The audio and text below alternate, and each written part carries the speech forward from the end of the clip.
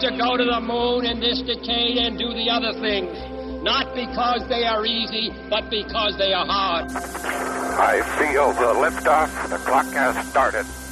Roger. Godspeed, John Glenn. Roger, Zero G, and I feel fine.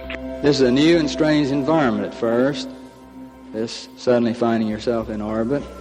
We have a liftoff, 32 minutes past the hour. Liftoff on Apollo 11. Houston, Tranquility Base here. The Eagle has landed. I'm going to step off the limb now. That's one small step for man, one giant leap for mankind. Okay, Houston, we've had a problem here. This is Houston. Say again, please. Houston, we've had a problem. Welcome home, Columbia. Beautiful, beautiful.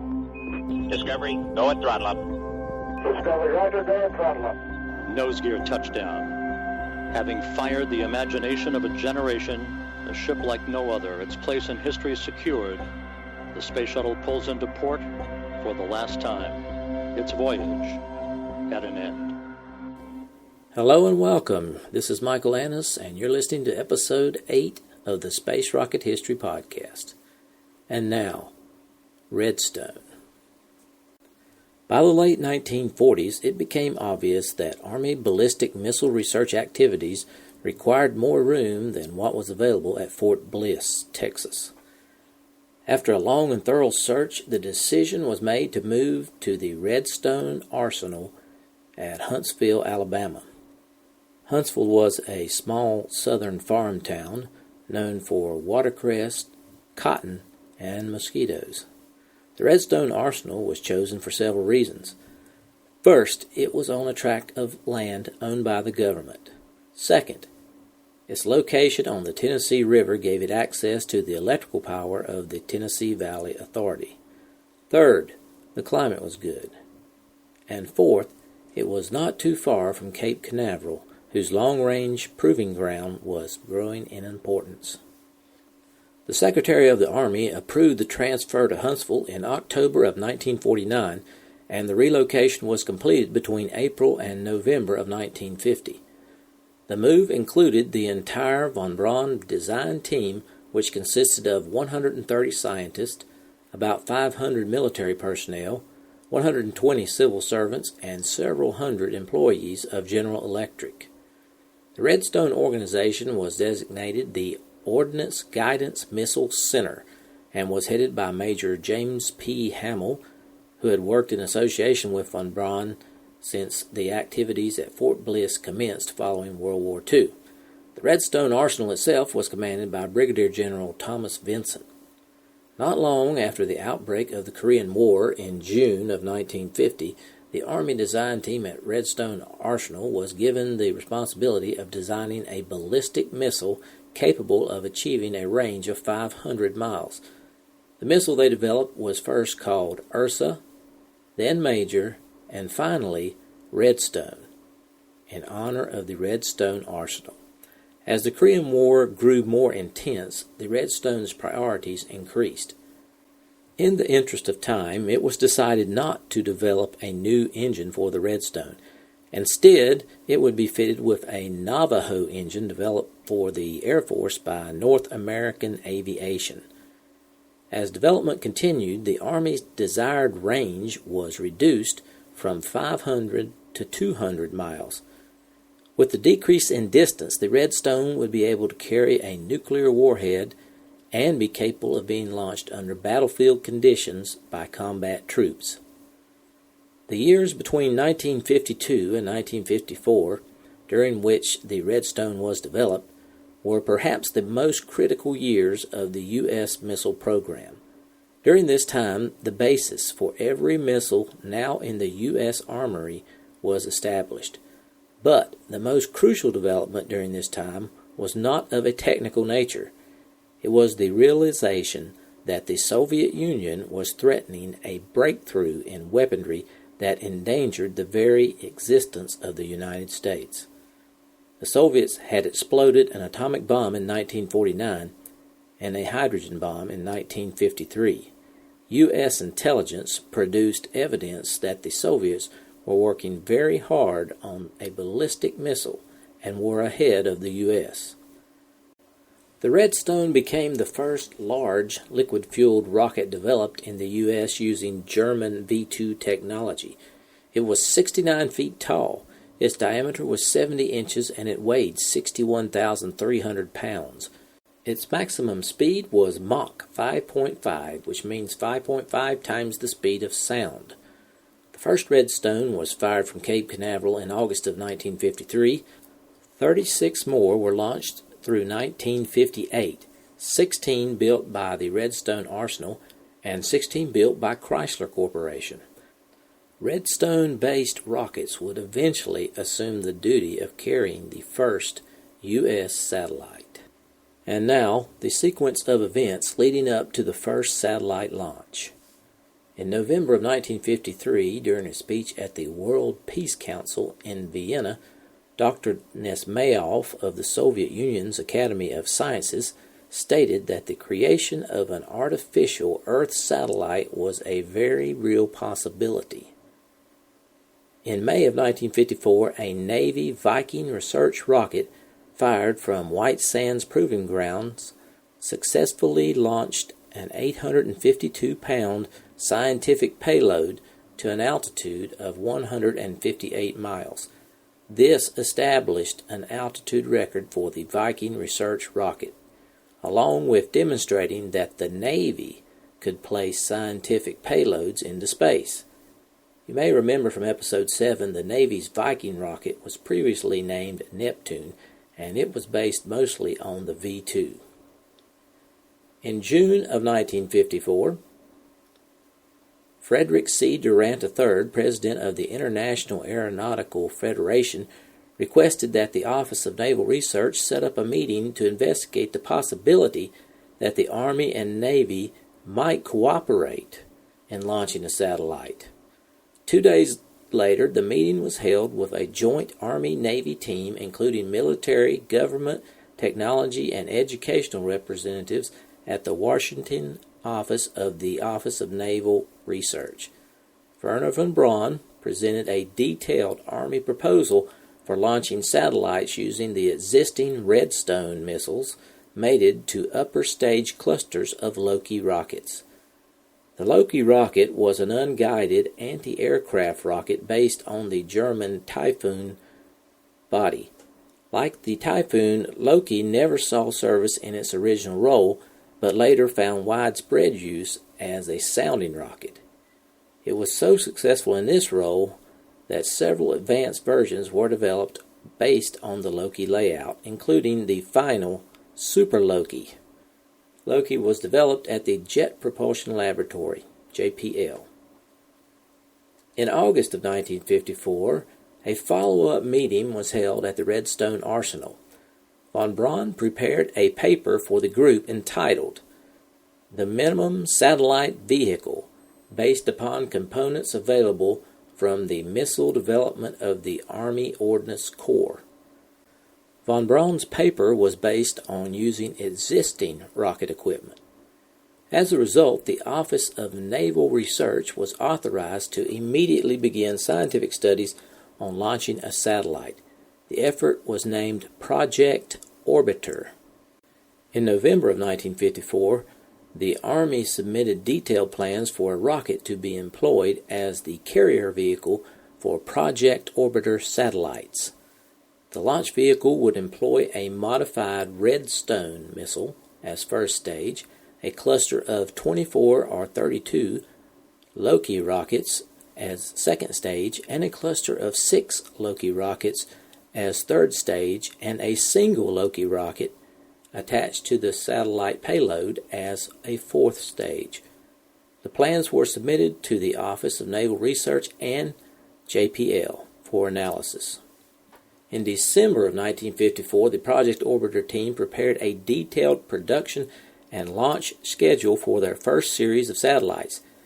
The schedule included an initial series of 4 scientific satellites, the first of which was forecasted to be launched in September of 1956. In January of 1955, Radio Moscow reported that the Soviet Union was in the process of developing satellites for launch in the, quote, not too distant future, end quote. In March of 1955, President Eisenhower approved the idea of launching scientific satellites. Selection of a suitable satellite program was assigned to the Assistant Secretary of Defense for Research and Development, Donald Quarles. In April of 1955, JPL completed its review of the launch vehicle proposed for Project Orbiter. JPL recommended that Loki rockets be replaced by a new, smaller version of the Sergeant rocket, called the Baby Sergeant, to make up the upper stages. The Redstone-based first stage concept was endorsed by JPL. Also in April, the Soviet Academy of Sciences announced that it had established a short-term goal of launching instrumented weather satellites sometime over the next 2 years. In July of 1955, Assistant Secretary of Defense Donald Quarles received 3 separate proposals for the launching of the first U.S. satellite. The Army's Project Orbiter, based on a Redstone, the Navy's based on the Viking research rocket, and the Air Force's based on the Atlas missile that had yet to be flown. Quarles decided to form an advisory group to settle the issue. This 8-member committee was made up of 2 Quarles selectees, 2 Army selectees, 2 Navy selectees, and 2 Air Force selectees. Homer J. Stewart of JPL was appointed head of what became known as the Stewart Committee. Also in July, President Eisenhower, in association with the National Academy of Sciences and the National Science Foundation, announced that the U.S. would launch small unmanned Earth-circling satellites as part of the U.S. contribution to the International Geophysical Year. The International Geophysical Year was an international scientific project that lasted from July 1, 1957 to December 31, 1958. It marked the end, after Joseph Stalin's death, of a long period during the Cold War when scientific interchange between East and West was seriously interrupted. The very next day, the Soviet Union announced a commitment to launch satellites during the International Geophysical Year. In August of 1955, Leonid Sedov of the Soviet Academy of Sciences stated that the Soviet satellites were being designed in different sizes for different purposes and were much larger than the satellites being developed in the U.S. Also in August, the Stewart Committee selected the Naval Research Laboratory Viking-based plan to launch the first U.S. satellite. The vote was 5-2, with 1 member absent. Stewart himself voted in favor of Project Orbiter, which was the Army-based project. Proponents of the Navy plan claimed that the program would not interfere with ongoing ballistic missile research.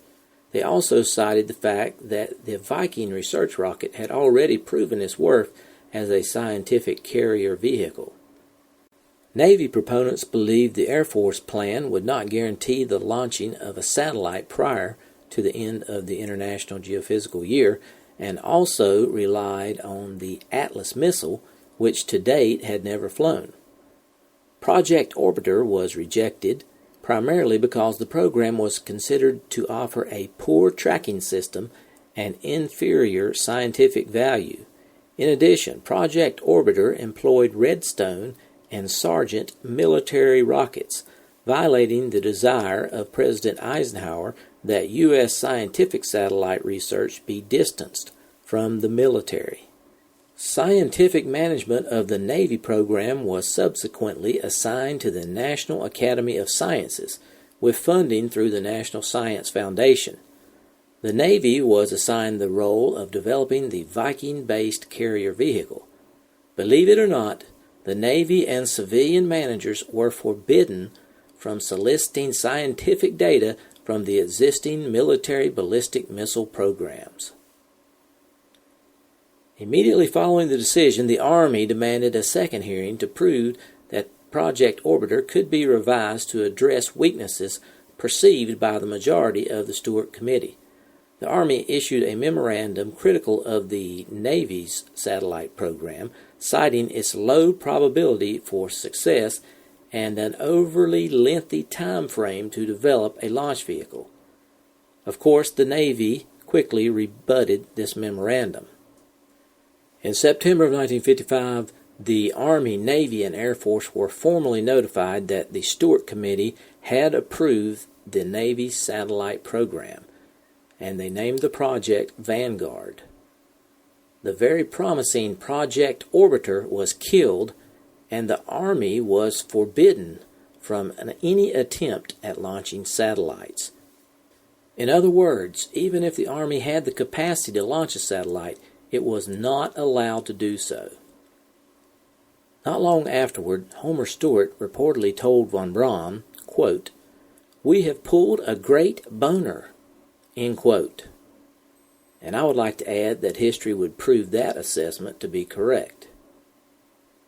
Also in September of 1955, a committee headed by James R. Killian Jr., advisor on science and technology to the President, recommended that the Army and Navy cooperate in the development of the Jupiter intermediate-range ballistic missile to be deployed by the Army on land and the Navy at sea. Just days after the death of Project Orbiter, the Army was given a chance to develop their four-stage version of the Redstone. Unfortunately, not to launch satellites, but to support Jupiter nose cone high-speed re-entry test.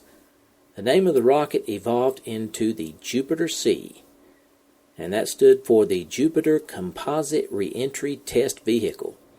The first Jupiter C was expected to be launched by September of 1956.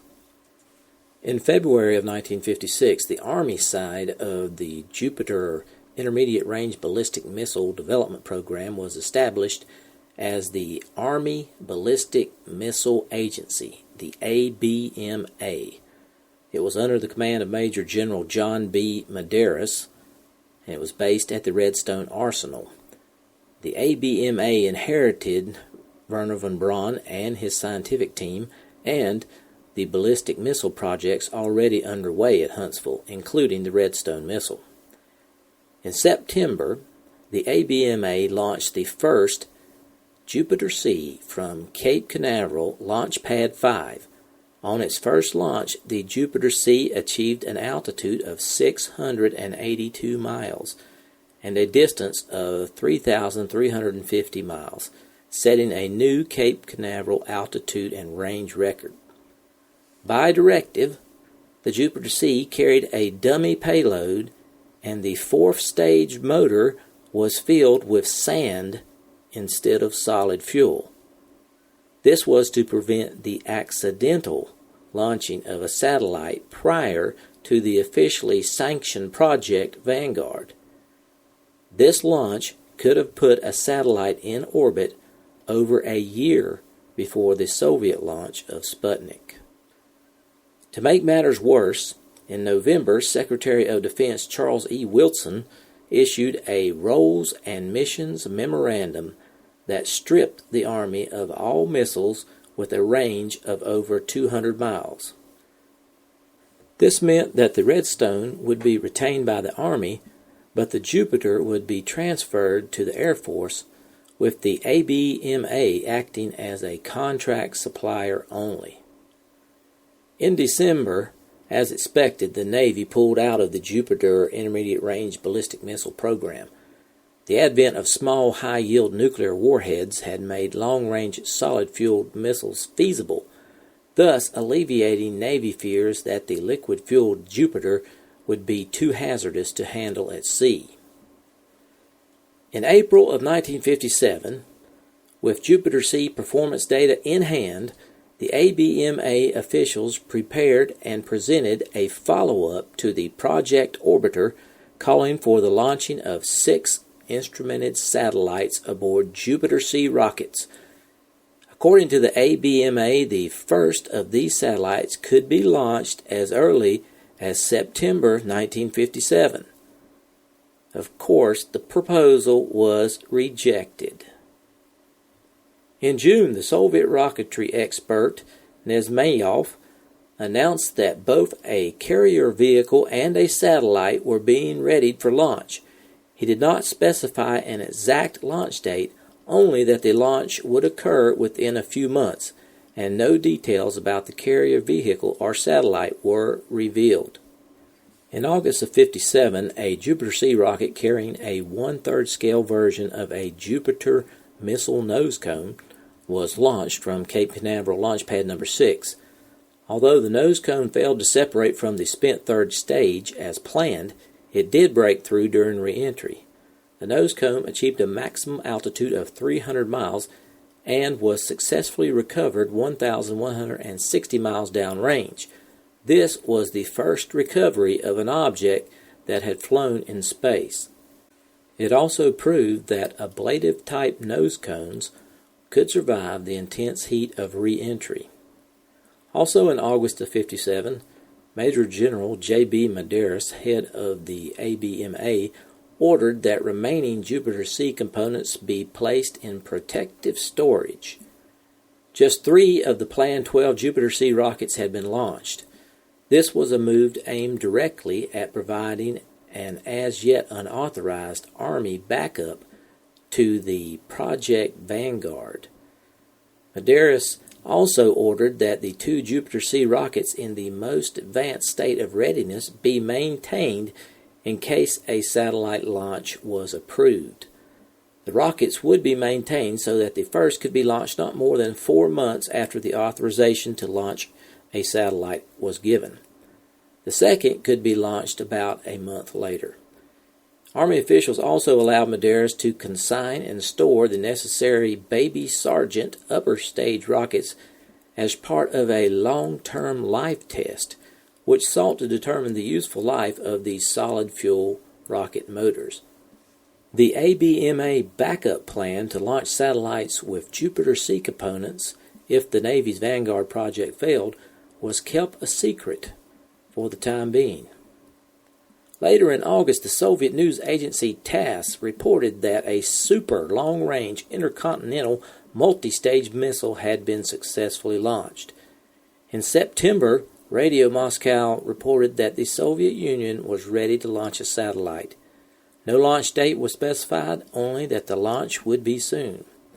And on October 1st, the Soviet Union released the frequencies to be transmitted from a Soviet satellite whose launch was described as imminent. In closing, my thoughts turn to Wernher von Braun. Despite his work on the Redstone, the 12 years from 1945 to 1957 were probably some of the most frustrating for him. The U.S. government was not very interested in his work or his views, and only embarked on a very modest rocket-building program. Further frustration came in the knowledge that his Redstone-based Jupiter-C could have launched the first artificial satellite over a year ahead of the Soviets. Meanwhile, his counterpart in the Soviet Union, Sergei Korolev, was allowed to go full speed ahead with several new rocket designs and the Sputnik program.